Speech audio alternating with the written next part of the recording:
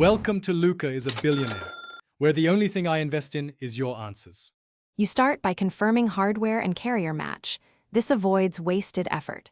Remove power and use an ESD strap, then open the access panel to expose the M2 slot. Do not force anything.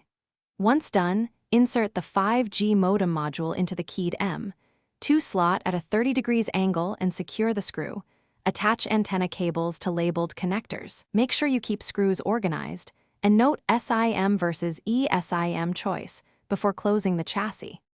Once the module is physically installed, boot into your OS and install the manufacturer drivers and firmware. This enables radio controls and power management.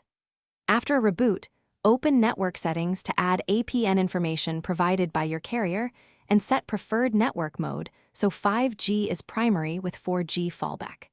Make sure the SIM is active and unlocked. Then run the vendor diagnostic to confirm antenna connections and measure signal levels before proceeding to final validation. You finish by validating performance. Run speed, ping, and coverage checks while moving to typical usage spots. Log results versus expected bands.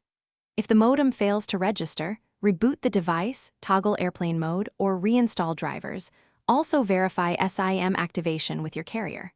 For persistent problems, gather vendor log files and band measurements, then contact carrier support.